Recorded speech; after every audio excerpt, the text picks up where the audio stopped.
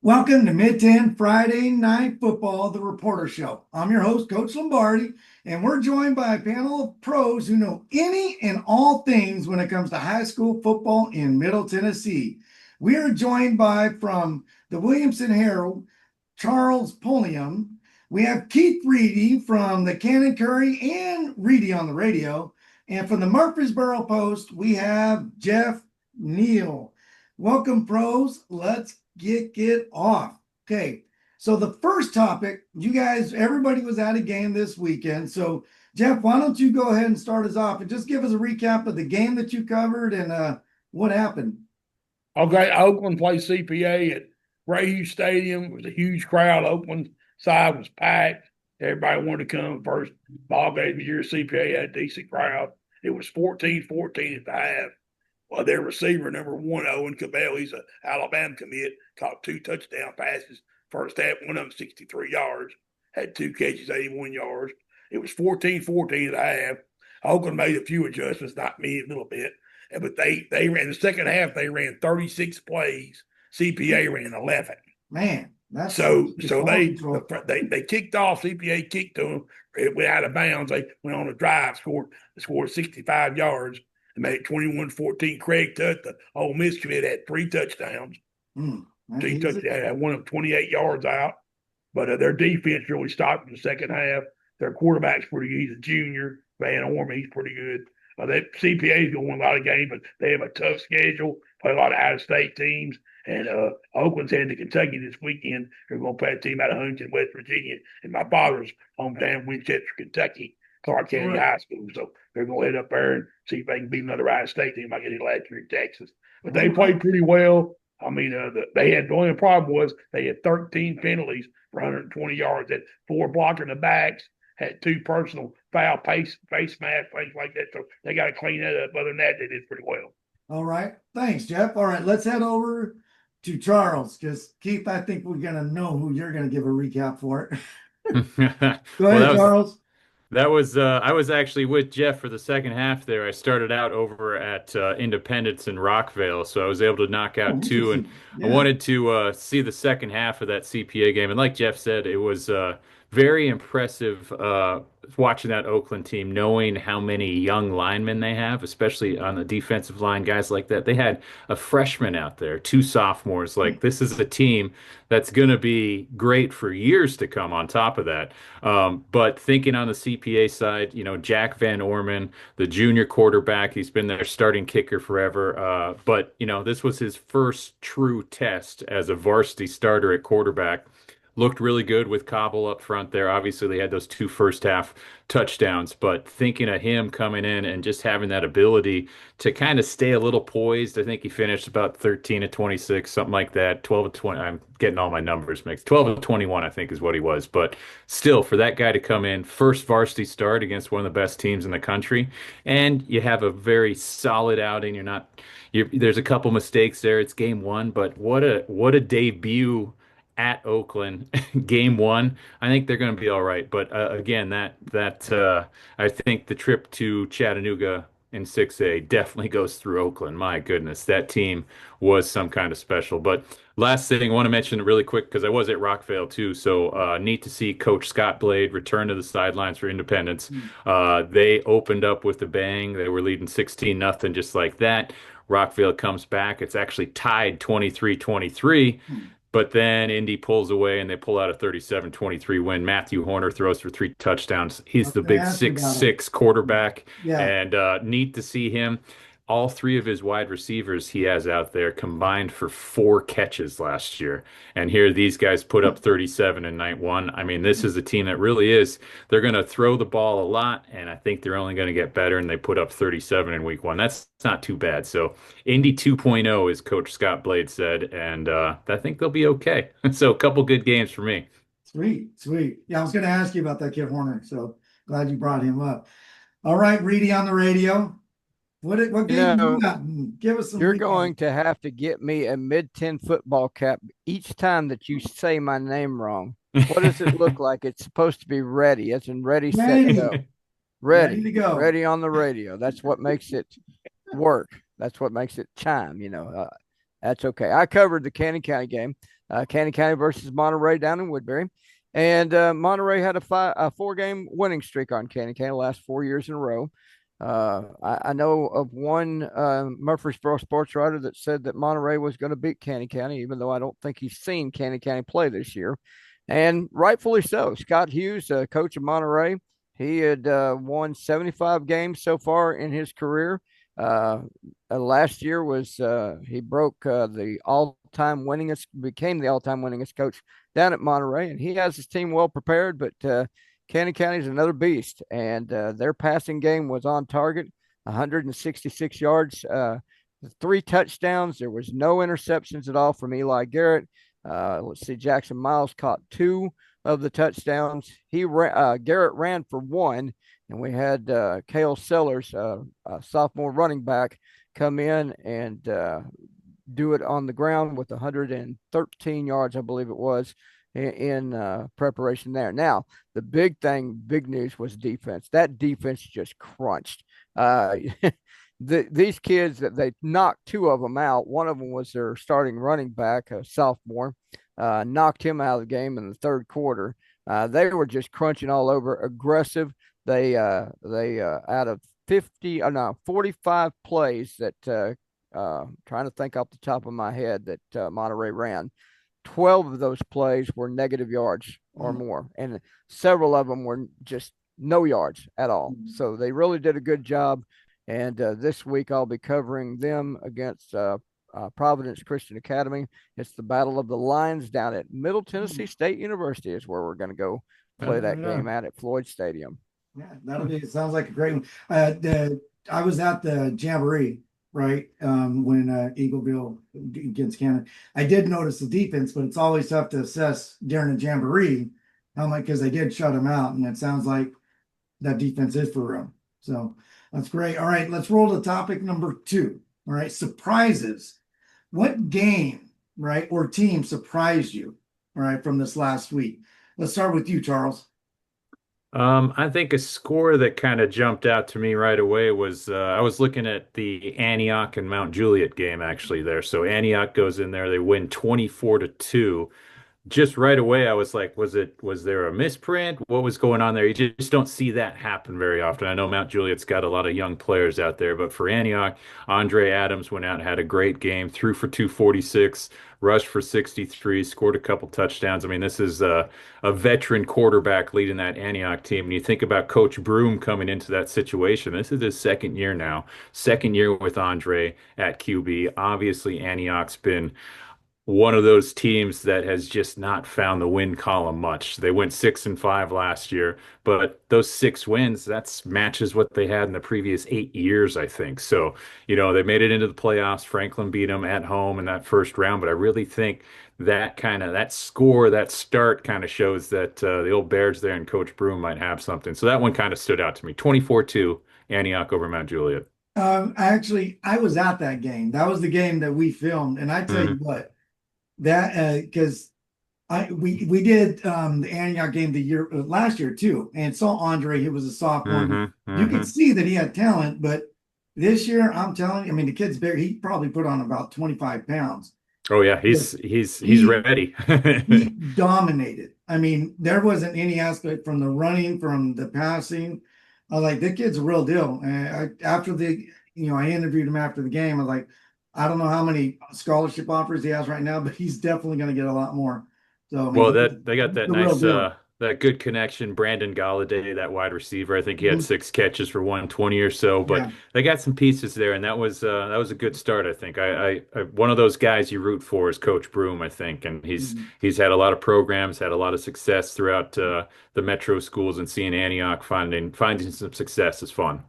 He said something funny after the game. And guys, I'm sorry, I'm supposed to ask you guys, but funny. He had mentioned when I was interviewing him, because they were coming late. He's like, "Man, I'm doing everything from cooking the food to driving the bus." He's like, "I literally drive the bus." I thought that was actually pretty funny. So talk about a coach doing any and everything. All right, Jeff, let's go to you, my friend. What was a surprise team or game that happened? Well, I mean, in Rutherford County, I guess Riverdale losing. I thought it'd be a more competitive game. They lost to Knoxville County. That was Philip Shadowan's return to Rutherford County. He coached Smyrna coached 2 state titles. Sonny Gray is playing the big leagues now at the Cardinals. He was quarterback then, and that was surprising in the county. Another one that it didn't really surprise me, but Gary Rankin and Boyd Buchanan, I've known him over 30 years. He won his 500th career game Friday night. Yeah. At number 4 on the active win list as far as Max Preps goes. He beat a team out of Maryland. This week they played Chattanooga Prep at home, so he'll go for 501 this weekend. But they had a big deal for him, jersey and all that stuff. He's one of the greatest. He's the greatest of all time. He's 17 state championships. He coached a guy named Fernando Bryan at Riverdale, first round draft pick. And he also coached a guy at Alcoa, Randall Cobb, that Tennessee wouldn't recruit. So he come off the bluegrass and played 4 years and played 13 in the NFL. So he's recruited those. He's got those two. He's got a good team this year, and people think he might be the favorite. He's 18, so hopefully those are two that really stood out. And I mean, the Sea was surprised, but they went on the road and won at Cook. I was surprised at that. They won 15-12, a good win for Renshaw and his guys. So hopefully they can keep it going. All right, thanks. All right, ready, right? I don't get a cap for that one. So I guess the one, well, there's a couple of them, and Jeff mentioned one, Siegel over Cookeville. That was kind of surprising, 15-12. Riverdale losing this past weekend. And Gary Rankin, it's funny when he took over that Boyd Buchanan program, just to show you what kind of a coach and what kind of a program he brings in. It's almost automatic the second year. He doesn't like to lose. They went 1-9 their first year, and the next year 13-1, I guess it was. They were already in the state playoffs. They went deep, and of course they're going deep every year with Rankin there. But as far as some of the surprises, Grundy County, I talked last week about Grundy County and Red Bull and Springs. It's going to be a low-scoring affair. It wasn't. Grundy County whooped them 44-0. So Grundy might have something cooking. Now, this week's going to be a little easy for Grundy as well, because they're playing Innovation School, Robertson Innovation. Have you ever heard of them? They come out of Springfield, Tennessee. This is their second year in varsity football. They probably put more miles on their bus than you and I probably put in a year on our vehicles, because they've traveled, like last year, they traveled to Chattanooga. They went to South Pittsburgh. They went to Springfield to Chattanooga. That sounds like a vacation to me. But at any rate, they also had a school come in from Ohio. They probably weren't too happy about that because they got blitzed 64-0 last year in their first year. But Grundy's got them again this year. I'd say that was a kind of a surprising score. Smith County and Watertown. Smith County wins that one 28-23. The telltale sign is what we'll see this week when Watertown plays Gordonsville. That might end up being a surprise score for everybody, just kind of depending. And I think another surprising score, and I told you guys, this is being upset, right? Warren County going at home against DeKalb County, dropping out of 6A football. Well, DeKalb County only beat them 19-16. So that was kind of a surprising score for me. Yeah, that's right. Yeah, you did. You were talking about them last week. Remember that. So, all right. So we're going to transition. And Jeff, you're going to be welcome to this one. It's the pros picks. All right. Yeah. This is where we got to do a recap from last week. All right. Because to me, the upset that stakes out is you guys both had chose, well, all three of the games were the same. And so Beach, obviously, they didn't lose. They looked, just from the score, I didn't watch it or anything, but it looked like they got handled by Green Hill. I mean, 38-21. And then Pearl Cone, you guys were both talking about it was going to be a close game, but Montgomery Bell pulled it out, and you guys both got that one. And then, Charles, this is we were talking about Page, and I don't know anything about Giles County, but they put a lot of points on there, right?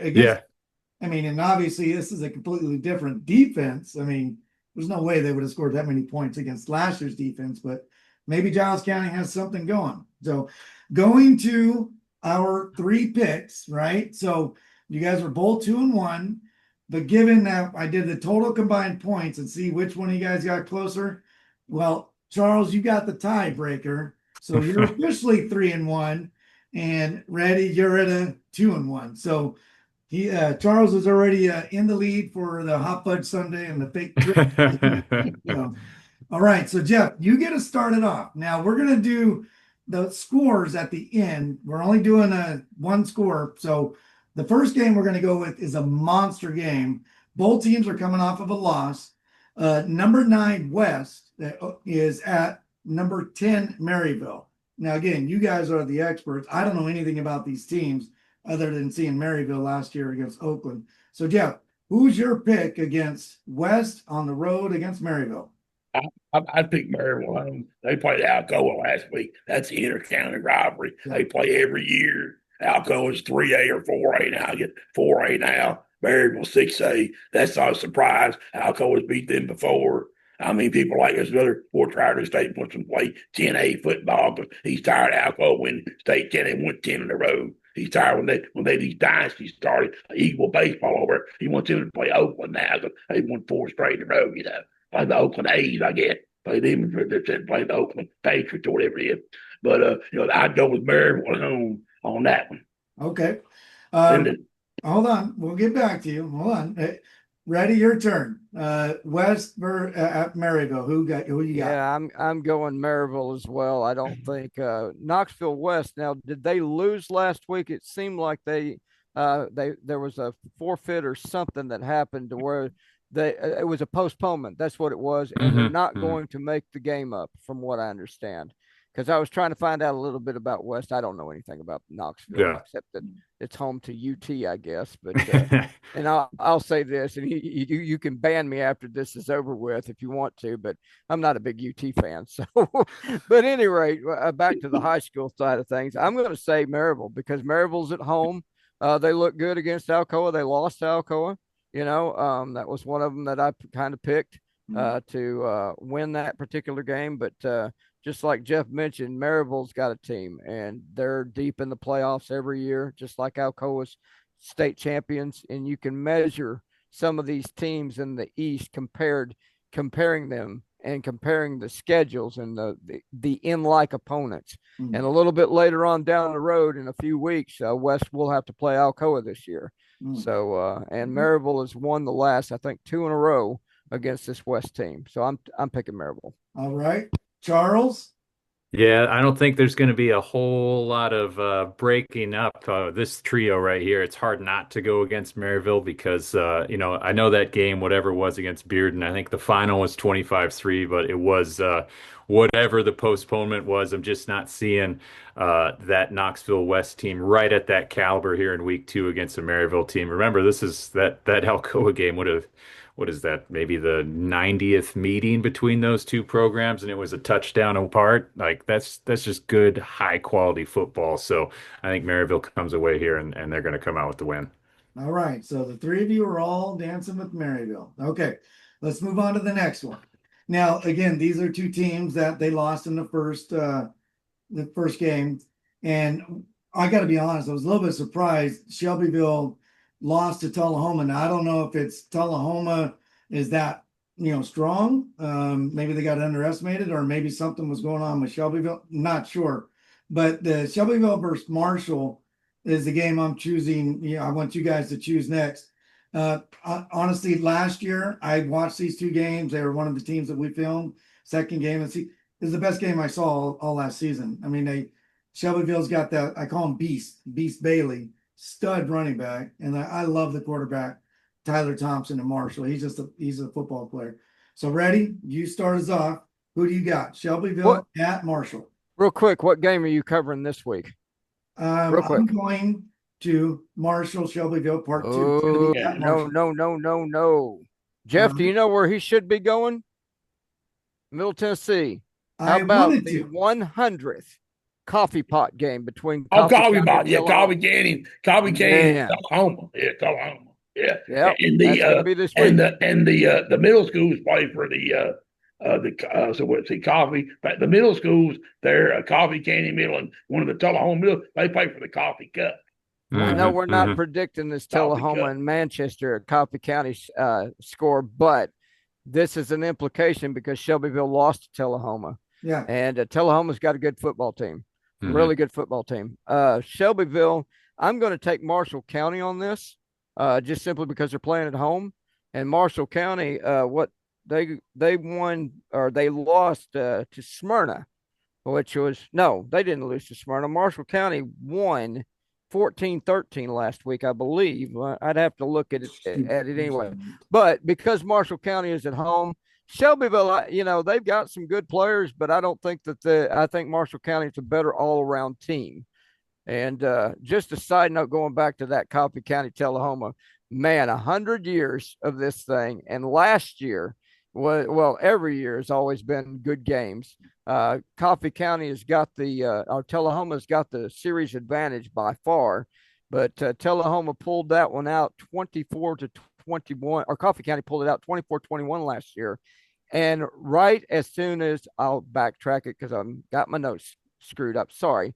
Coffee County won it 24-21 in Tullahoma on a 13 seconds to go field goal.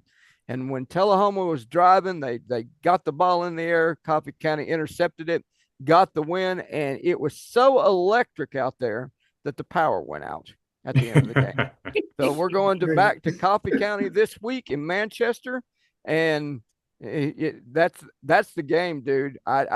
If I wasn't in Woodbury or in Murfreesboro this week, I'd be down there front and center of that one because it's going to be it's a rivalry. So, by the way, Marshall County's who I'm picking. Yeah.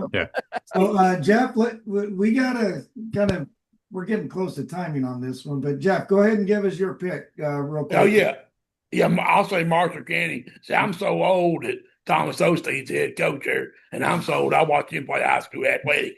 He played for Lewis Thompson in Lincoln County. Played baseball too. He got assistant coach, was junior high coach at Fayetteville City before it came high school. So I'm gonna take Marshall County. I'm gonna take him and Bedford. I'll take Marshall County. And the other thing, what Keith said about Tullahoma and Manchester, they don't like each other, son. Tullahoma people don't like Manchester, and Manchester don't like no Tullahoma. I know the guys that own the Manchester radio say we go over, they're gonna be at Raider Academy Friday night. That's where they play the football games. I tell you, it's gonna be a war, son. They don't like each other at all. They're probably going to have about 100 SROs. They don't like Tullahoma. Yeah. Tullahoma don't like him. They bought some stations over there, but they don't like him too much. I can tell you right now. So I'll take Marshall, Big Chef. All right, I may have to rethink on where I'm going. But go ahead, Charles. Who do you got? Well, everybody's going to be there, so you could be speeding away on the state highways there. There's going to be nobody else except for the SROs and everybody, like you said there, Keith. That's funny. Also, Jeff, did you say you watched Thomas Osteen? I watched him play high school athletics at Lincoln County. He's been the head coach at Marshall County for like 11 years now, I think, right? Yeah, but I was over in early 2000. I see. I watched him. You remember a guy named Jim Bob Cooter? Yeah. Oh, he was offensive coordinator toward mine. I watched him play. He played sports, basketball, baseball, and football. Played all of them. Hold on. Did you seriously just say Jim Bob Cooter? Yeah, that's what his name is. Oh my gosh, that's a total South. That's what his name is. He went to Tennessee, and he was offensive coordinator for a while for Fort Lyons. Yep. All right. Wow. All right. So what do we got, Charles? I'm going Marshall County too. Again, they're coming in off that loss, but they were at Lincoln County. I think that was a 21-20 game. They were right there. Tullahoma is a great team, but I think Marshall's going to get them. All right. Okay. Now, here we go with the picks. You give me the score and the actual winner. Okay. So, Jeff, I'm going to start with you because we're going to finish with where the game is actually going to be at. So, it's the Battle of Brentwood. We got Brentwood Academy, ranked 13th in the state, going to Brentwood, crosstown, the 25th rank. So, give us the score. Give us the winner, Jeff. Who you got? Okay. Brentwood's going to win. They beat Smyrna last week, 14-13, their place. They'll beat Brentwood Academy. I'll say Brentwood 28, Brentwood Academy 24. All right. Ready? What you got? I was trying to look this thing up. I'm going to go against the grain because I usually do. I'm going to say Brentwood Academy wins it because Brentwood lost to Smyrna and Brentwood Academy ran away in their game. I've looked at the series, and I think Brentwood Academy is going to win it. My final score is going to be 34-13. All right. I like it. Well, Charles, it's not like it's not in your backyard. I know that's the thing. I've been at the last couple of these ones, so I think there haven't been high scoring ones, but I'm going Brentwood Academy, and I think it's going to be let's go 28-14. All right. Well, we got you guys locked in. And so I want to thank all our guests coming on the show. Make sure everybody followed them on their whatever social media they have. It'll be listed on the bottom of their screen. So I want to thank everybody for watching the show. If you like the show, please like and subscribe. We're going to be doing this every week. And so again, thank you very much. And well, that's a wrap. So thank you for joining us. Until next week, this is Coach Lombardi saying face family football. Thanks.